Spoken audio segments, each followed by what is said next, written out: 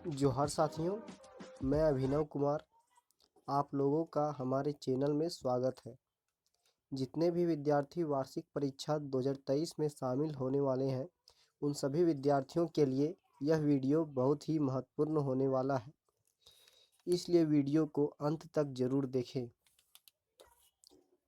आज मैं अध्याय 2 से अम्ल, क्षारक एवं लवण का ऑब्जेक्टिव प्रश्न लेकर आया हूँ। चलिए तो दोस्तों, वीडियो की शुरुआत करते हैं।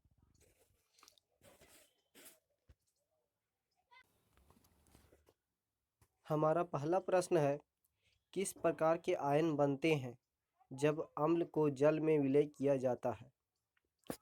आपका आंसर होगा हाइड्रोजन आयन। अगर प्रश्न रहता कि अम्ल को जल में विलय करने पर ना देकर अगर प्रश्न रहता क्षारक को जल में विलय किया जाता है तो कौन सा आयन प्राप्त होता है, तो आपका आंसर होगा हाइड्रोक्साइड आयन। आंसर क्या होगा? Hydroxide ion. हमारा अगला प्रश्न है, लिटमस का स्रोत क्या है? तो आंसर आपका होगा लीचेन या लाइकेन। मतलब लिटमस पेपर जो प्राप्त होता है वो लीचेन नामक पौधा से प्राप्त होता है। हमारा अगला प्रश्न है, विरंजक चूर्ण का रासायनिक नाम क्या है? आपका आंसर होगा कैल्शियम ऑक्सीक्लोराइड। नेक्स्ट क्वेश्चन की ओर बढ़ते हैं। प्रश्न है, कास्टिक सोडा का रासायनिक सूत्र क्या होता है?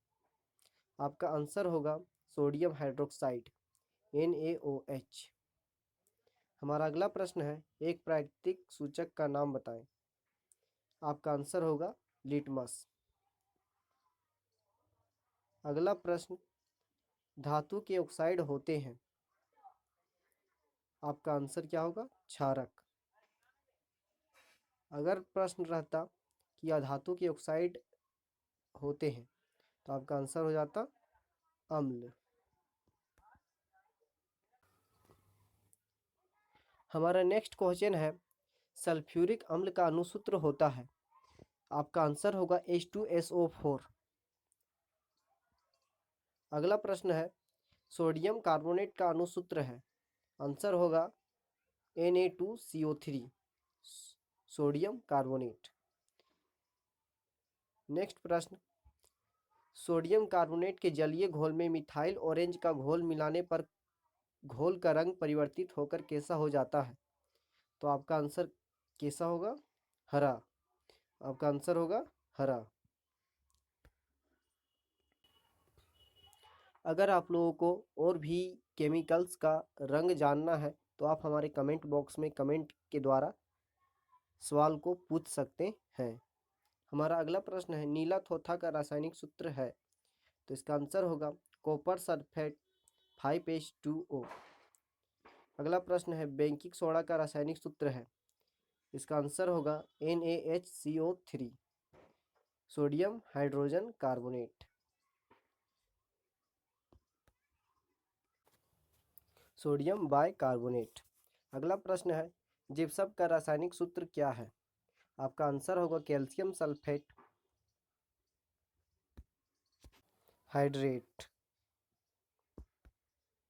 CaSO4.2H2O।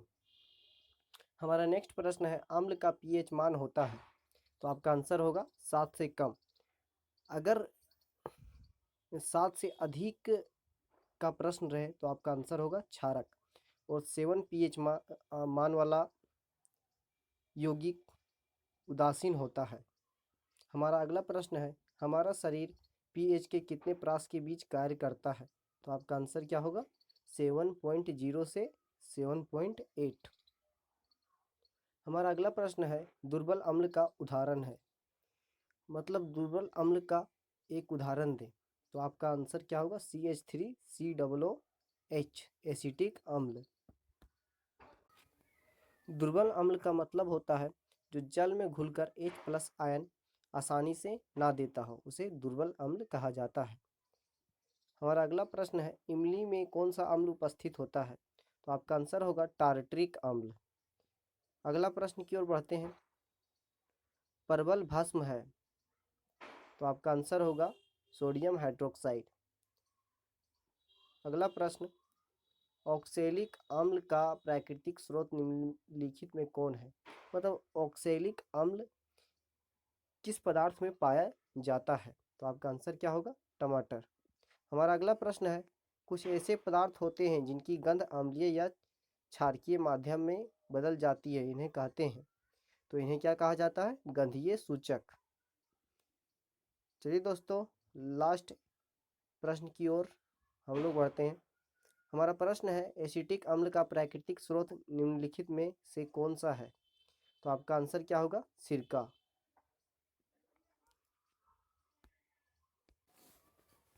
आज के लिए बस इतना ही।